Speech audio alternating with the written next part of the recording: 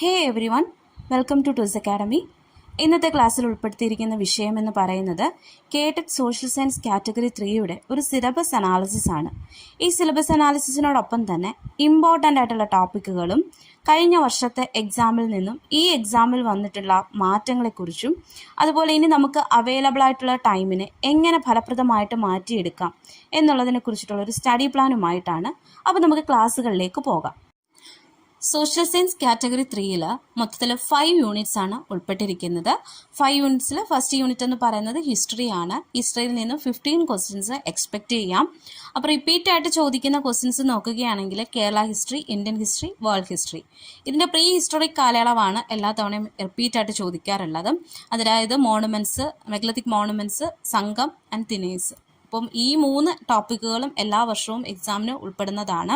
അതുപോലെ social reforms, movements and leaders in Kerala, then Kurichya revolt ഈ കഴിഞ്ഞ എക്സാമിന് ചോദിച്ചിട്ടുണ്ട്. അതുപോലെ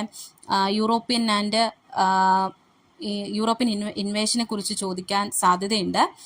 ദെൻ ഇനി നമുക്ക് എക്സ്പെക്റ്റ് ചെയ്യാവുന്ന മറ്റൊരു ഏരിയ എന്ന് പറയുന്നത് അഗ്രേറിയൻ സ്ട്രഗിൾ ഇൻ മലബാർ ആണ്. അതുപോലെ ക്വസ്റ്റ്യൻസ് റിപ്പീറ്റ് ആയിട്ട് വന്നിട്ടില്ല എങ്കിൽ പോലും ഇനി വരുന്ന എക്സാമിന് ചോദിക്കാൻ സാധ്യതയുള്ള ഒരു ടോപ്പിക്കാണ് progress in education and health എന്ന് പറയുന്നത്. കാരണം ഇപ്പോൾ അത്യാവശ്യം ക്വസ്റ്റ്യൻസിനകത്ത് ഈ ഒരു ടോപ്പിക്ക് കൂടി കവർ ചെയ്ത് പോയിട്ടുണ്ട്. ഇനി ഇന്ത്യൻ ഹിസ്റ്ററി നോക്കുകയാണെങ്കിൽ പ്രീ ഹിസ്റ്ററിക് പീരീഡ്, ഹാലപ്പൻ കൾച്ചർ ഒക്കെ വളരെ ഇമ്പോർട്ടൻ്റ് ആയിട്ടുള്ളതാണ്, എല്ലാ വർഷവും ചോദിക്കാറുള്ളതാണ്. അതുപോലെ മൗര്യ, ഗുപ്ത, വർദ്ധനാസിനെ കുറിച്ചിട്ട് ഇപ്പോൾ കഴിഞ്ഞ എക്സാമിന് വരെ ചോദിച്ചിട്ടുണ്ട്. ദെൻ ഡൽഹി സുൽത്താൻ, അതുപോലെ മുഗൾ എംപയർ, ഇതെല്ലാം തന്നെ റിപ്പീറ്റ് ആയിട്ട് വരുന്ന ക്വസ്റ്റ്യൻസ് ആണ്. ദെൻ ഇൻ്റർനാഷണൽ കോൺഗ്രസ്, അതുപോലെ Indian independence, difference phases of Indian national movements, ഇതെല്ലാം അത്യാവശ്യം ഇമ്പോർട്ടൻ്റ് ആയിട്ടുള്ള ഒരു ഏരിയ ആണ്. ഇനി നമ്മൾ എക്സ്പെക്റ്റ് ചെയ്യാത്തതും എന്നാൽ ക്വസ്റ്റിന് വരാൻ സാധ്യതയുള്ളതുമാണ് ഫോറിൻ പോളിസി, അതുപോലെ economic planning, then progress in education, science and technology, ഇതെല്ലാം നമ്മൾ ജസ്റ്റ് നോക്കി വെച്ചിട്ട് പോകേണ്ട ഏരിയാസ് ആണ്. ഇനി വേൾഡ് ഹിസ്റ്ററിയിലേക്ക് കടക്കുകയാണെന്നുണ്ടെങ്കിൽ പ്രീ ഹിസ്റ്ററിക് പീരീഡിനകത്ത് ancient civilizations, Egypt, Mesopotamian, China, Greece, Rome, ഇതിലേതെങ്കിലും ഒരു ഏരിയയിൽ നിന്നും ക്വസ്റ്റ്യൻ നമുക്ക് വരാൻ സാധ്യതയുണ്ട്. പിന്നെ നവോത്ഥാനം, ലോക നവോത്ഥാനത്തിനെ കുറിച്ചിട്ടുള്ള ക്വസ്റ്റ്യൻസ് നമുക്ക് എക്സ്പെക്ട് ചെയ്യാൻ സാധ്യതയുണ്ട്. ദെൻ റെവല്യൂഷൻസ്, ഫ്രഞ്ച് റെവല്യൂഷൻ, അതുപോലെ ഇൻഡസ്ട്രിയൽ റെവല്യൂഷൻ, അഗ്രേറിയൻ റെവല്യൂഷൻ, ഇതെല്ലാം തന്നെ നമുക്ക് റിപ്പീറ്റ് ആയിട്ട് വരാൻ സാധ്യതയുള്ള ഏരിയ ആണ്. Then war, first and second war, ഇതെല്ലാം വരാൻ സാധ്യതയുള്ളതാണ്. ഇനി എക്സ്പെക്റ്റ് ചെയ്യാതെ വേണമെന്നുണ്ടെങ്കിൽ കോൾഡ് വാർ ഒക്കെ കയറി വരാൻ സാധ്യതയുണ്ട്. അപ്പോൾ ഇത്രയുമാണ് ഇമ്പോർട്ടൻസ് കൊടുത്ത് പഠിക്കേണ്ട ടോപ്പിക്കുകൾ എന്ന് പറയുന്നത്. അതിൽ ഇപ്പോൾ ഇന്ത്യൻ ഹിസ്റ്ററി എടുക്കുകയാണെങ്കിൽ മുഗൾ എംപയർ, ഡൽഹി സുൽത്താൻ്റെ ആ ഒരു ടോപ്പിക്കൊക്കെ എടുക്കുകയാണെങ്കിൽ അതിൽ social, political, economic and cultural ലൈഫിൽ നിന്ന് നമുക്ക് ക്വസ്റ്റ്യൻസ് എക്സ്പെക്റ്റ് ചെയ്യാവുന്നതാണ്. അതുപോലെ ബ്രിട്ടീഷ് റൂളിലെ economic impact, land revenue policy, ഇതെല്ലാം വരാൻ സാധ്യതയുള്ളതാണ്.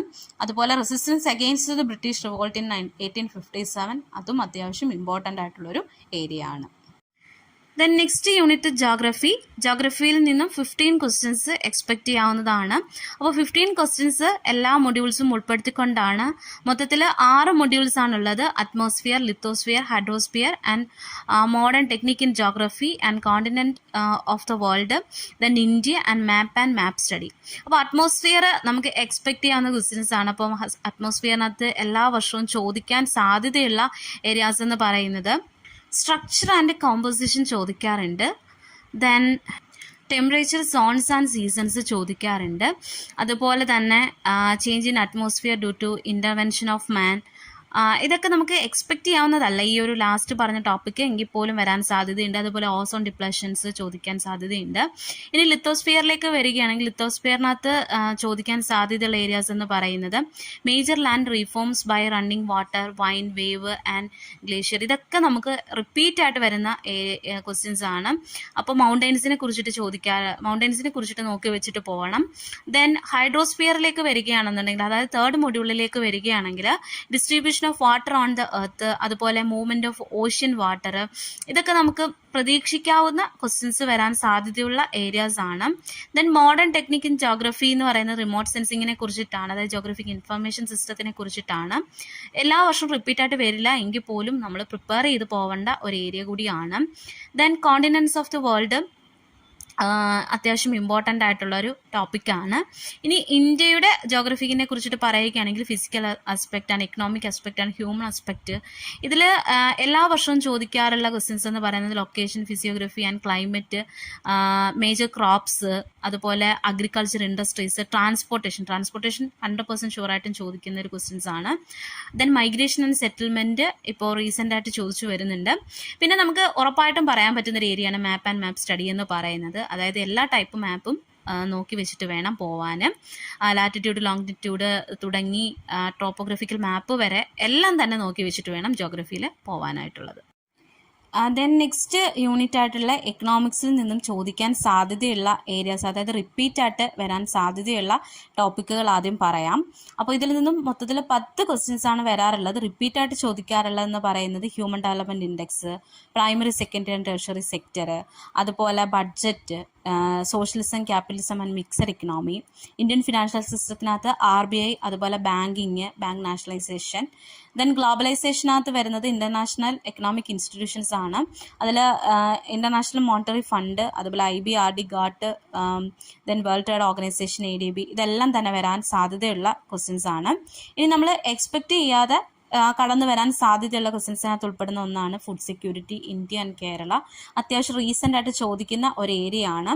ദെൻ അതുപോലെ ബാക്കി മൊഡ്യൂളിലൊക്കെ ഒന്ന് റിവൈസ് ചെയ്യുകയാണെന്നുണ്ടെങ്കിൽ നോൺ ബാങ്കിങ് ഫിനാൻഷ്യൽ ഇൻസ്റ്റിറ്റ്യൂഷൻസ്, അതുപോലെ foreign capital types and features, അതായത് ഫോറിൻ ക്യാപിറ്റൽ ടൈപ്സ് ഒക്കെ എക്സ്പെക്റ്റ് ചെയ്യാവുന്ന ക്വസ്റ്റ്യൻസ് ആണ്. ഇനി പൊളിറ്റിക്കൽ സയൻസിലേക്ക് കടക്കുകയാണെങ്കിൽ കോൺസ്റ്റിറ്റ്യൂഷനാണ് അത്യാവശ്യം ഇമ്പോർട്ടൻസ് കൊടുത്ത് പഠിക്കേണ്ടത്.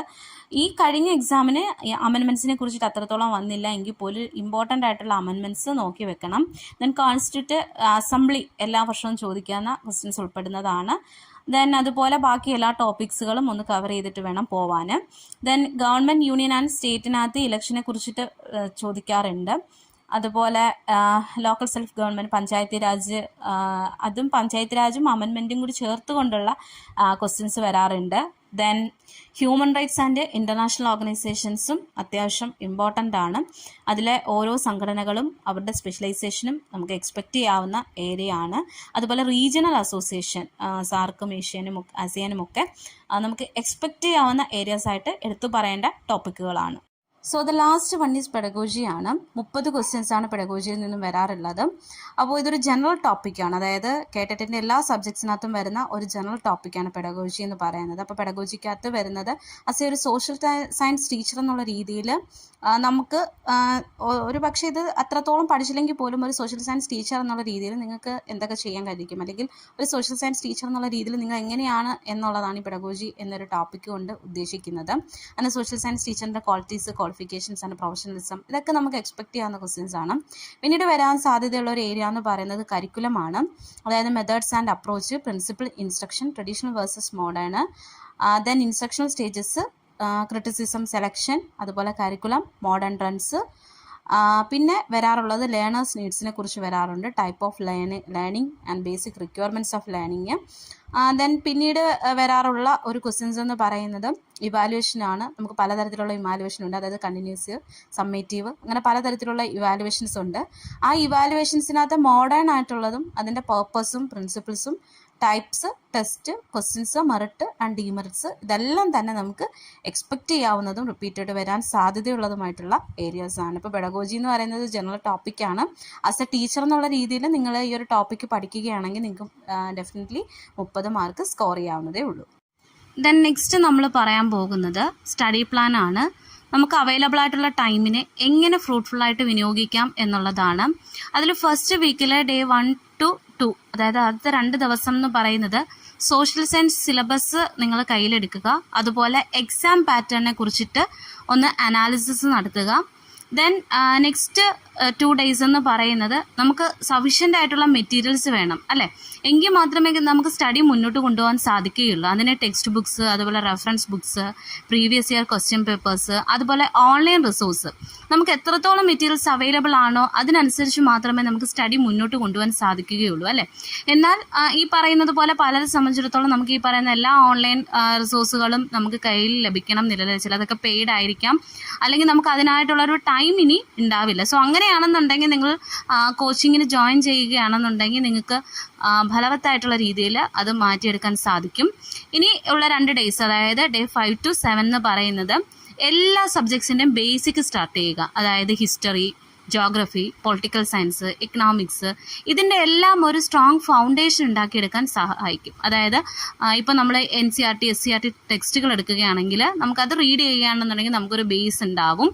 ഇനി നെക്സ്റ്റ് വീക്ക്, ആ ഒരു വീക്ക് എന്ന് പറയുന്നത് 3 to 5 വീക്ക് എന്ന് പറയുന്നത് സബ്ജക്റ്റ് വൈസ് സ്റ്റഡി നടത്തണം. അത് അപ്പോൾ ആദ്യത്തെ 8 to 14 ഡേയ്സ് നമ്മൾ എന്തിനു വേണ്ടിയിട്ട് മാറ്റി വെക്കണം, ഓരോ സബ്ജക്റ്റ് വൈസിന് മാറ്റി വെക്കണം. അതായത് നമ്മൾ ഏതെങ്കിലും ഒരു സബ്ജക്റ്റ് സെലക്ട് ചെയ്തിട്ട് അതിൻ്റെ കോൺസെപ്റ്റ്സും അതിനെ സംബന്ധിച്ചിട്ടുള്ള നോട്ട്സും എടുത്തു വെക്കണം. ദെൻ നെക്സ്റ്റ് 15 to 21 ഡേയ്സ് എന്ന് പറയുന്നത് നമ്മൾ അതായത് ലാസ്റ്റ് വീക്കിൽ പഠിച്ചിട്ടുള്ളതിനെ കുറിച്ചിട്ട് ഒന്ന് റിവൈസ് ചെയ്യണം. അതുപോലെ സാമ്പിൾ പേപ്പേഴ്സും ക്വസ്റ്റ്യൻസും ഒക്കെ ഒന്ന് എടുത്ത് സോൾവ് ചെയ്ത് പ്രാക്ടീസ് ചെയ്യണം. ഇനിയുള്ളൊരു വീക്ക് എന്ന് പറയുന്നത്, അതായത് 6 to 7 വീക്ക് എന്ന് പറയുന്നത് ഇൻ്റഗ്രേഷൻ ആൻഡ് പ്രാക്ടീസ് ആണ്. ഇൻ്റഗ്രേഷൻ ആൻഡ് പ്രാക്ടീസ് എന്ന് പറയുന്നത് നമ്മൾ പഠിച്ചതും പ്രാക്ടീസും കൂടി ഒരുപോലെ കൊണ്ടുപോകണം. അതായത് നമ്മൾ എത്രത്തോളം പഠിച്ചു, അതിന് എത്രത്തോളം പ്രാക്ടീസ് ചെയ്യാൻ സാധിച്ചു എന്നുള്ളതാണ്. അപ്പോൾ ഡേ 20 to 28 എന്ന് പറയുന്നത് integrate your knowledge by studying the interdisciplinary topics. അതായത് നമ്മൾ ഒരുപാട് ടോപ്പിക്സുകളാണ് കവർ ചെയ്യുന്നത് അല്ലേ. Focus on connecting topics across the subjects. അതേപോലെ ടോപ്പിക്സുകളെ കണക്ട് ചെയ്ത് പഠിക്കുകയാണെങ്കിൽ നമുക്ക് കുറെ കൂടി ഈസി ആയിട്ട് ക്രാക്ക് ചെയ്യാൻ സാധിക്കും. ഇനി ഡേ 29 to 35 എന്ന് പറയുന്നത് മോക്ക് ടെസ്റ്റുകൾ, അതായത് നമുക്കും അവൈലബിൾ ആയിട്ടുള്ള മോക്ക് ടെസ്റ്റുകളൊക്കെ നമ്മൾ ഉപയോഗിക്കേണ്ടതാണ്. അപ്പോൾ പ്രീവിയസ് ഇയറിലെ ക്വസ്റ്റ്യൻ പേപ്പേഴ്സ് വർക്കൗട്ട് ചെയ്യണം, അതുപോലെ മോക്ക് ടെസ്റ്റുകൾ അറ്റൻഡ് ചെയ്യണം.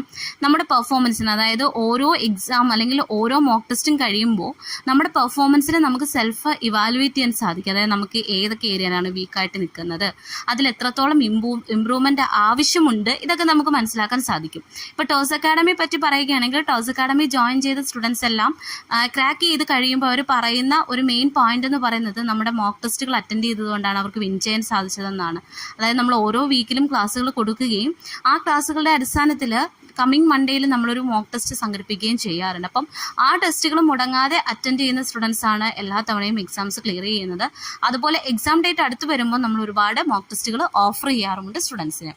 ദെൻ നെക്സ്റ്റ് വീക്ക് എന്ന് പറയുന്നത്, അതായത് 8 to 9 വീക്ക് എന്ന് പറയുന്നത് റിവിഷൻ ആൻഡ് ഫൈനൽ പ്രിപ്പറേഷൻ ആണ്. അതായത് നമുക്ക് സമയം ഇനി വളരെ കുറവാണ് ആ ഒരാഴ്ച എന്ന് പറയുന്നത്. അപ്പോൾ നമ്മൾ എല്ലാ സബ്ജക്ട്സും എന്ത് ചെയ്യണം, റിവൈസ് ചെയ്യണം എക്സ്റ്റെൻസീവ്ലി. അതായത് നമ്മൾ അമിതമായിട്ട് അതേപോലെ വളരെ ഡീപ്പായിട്ട് തന്നെ ഒന്ന് റിവൈസ് ചെയ്യേണ്ട ടൈമാണ്. അതായത് pay attention to important dates, events, അങ്ങനെയുള്ള കാര്യങ്ങളൊക്കെ നമ്മൾ കുറച്ച് ഇമ്പോർട്ടൻസ് കൊടുത്ത് പഠിക്കണം. ദെൻ ഡേ 43 to 47 എന്ന് പറയുന്നത് എൻഗേജ് ഇൻ ഇൻറ്റൻസീവ് റിവിഷൻ ആണ്. അതായത് നമുക്ക് ഏത് ഏരിയയിലാണ് ഇമ്പ്രൂവ്മെൻറ്റ് ആവശ്യമായിട്ടുള്ളത് ആ ഏരിയ ഫോക്കസ് ചെയ്തുകൊണ്ടുള്ള റിവിഷനാണ്. ആൻഡ് 48 to 49 എന്ന് പറയുന്ന ആ ഒരു കാലയളവിൽ നമ്മൾ മോക്ക് ടെസ്റ്റുകൾ ചെയ്ത് നോക്കണം. അതായത് ഫൈനൽ മോക്ക് ടെസ്റ്റുകൾ ചെയ്തു നോക്കണം. നമ്മുടെ ആ ഒരു എക്സാം കണ്ടീഷനെ നമ്മളൊന്ന് ത്വരിതഗതിയിലെങ്കിലും ആക്കിയെടുക്കണം. ദെൻ ലാസ്റ്റ് ഡേ, അതായത് 50 ഡേ എന്ന് പറയുന്നത് നമ്മൾ റിവിഷൻ എല്ലാം കഴിഞ്ഞ് ജസ്റ്റ് ഒന്ന് റിലാക്സ് ആയിട്ട് നാളെ അല്ലെങ്കിൽ പിറ്റേ ദിവസം നല്ല രീതിയിൽ എക്സാം അറ്റൻഡ് ചെയ്യണം എന്നുള്ളൊരു കോൺഫിഡൻസോട് കൂടി ഇരിക്കണം. അപ്പോൾ ഇതിൽ നമ്മൾ ഏതൊക്കെ ടോപ്പിക്കുകളാണ് കവർ ചെയ്യേണ്ടതെന്ന് ഉൾപ്പെടുത്താത്തത് നിങ്ങളുടെ കൺവീനിയൻറ്റ് അനുസരിച്ചാണ്. അതായത് ഓരോ സ്റ്റുഡൻസിനും അവരുടേതായിട്ടുള്ള വീക്കും സ്ട്രോങ് ആയിട്ടുള്ള ഏരിയാസ് ഉണ്ട്, അതുപോലെ ഇമ്പ്രൂവ്മെൻറ്റ് ആവശ്യമായിട്ടുള്ള ഏരിയാസ് ഉണ്ട്. സോ അത് നിങ്ങൾ സ്വയം കണ്ടെത്തി പഠിക്കുകയാണെങ്കിൽ നിങ്ങൾക്ക് ഏതൊരു എക്സാംസും വിൻ ചെയ്യാൻ സാധിക്കും. ഇനി നിങ്ങൾക്ക് അത് സ്വയം കണ്ടെത്താൻ സാധിക്കുന്നില്ല, അല്ലെങ്കിൽ നിങ്ങൾക്ക് അവൈലബിൾ ആയിട്ടുള്ള ടൈം ഇല്ല, അല്ലെങ്കിൽ നിങ്ങൾക്ക് അവൈലബിൾ ആയിട്ട് റിസോഴ്സ് ഇല്ലെങ്കിൽ നിങ്ങൾക്ക് ധൈര്യമായിട്ട് ടോസ് അക്കാഡമി ജോയിൻ ചെയ്യാവുന്നതാണ്. അപ്പോൾ ഓൾ ദി വെരി ബെസ്റ്റ്. അപ്പോൾ എല്ലാവരും നന്നായിട്ട് പ്രിപ്പയർ ആവുക.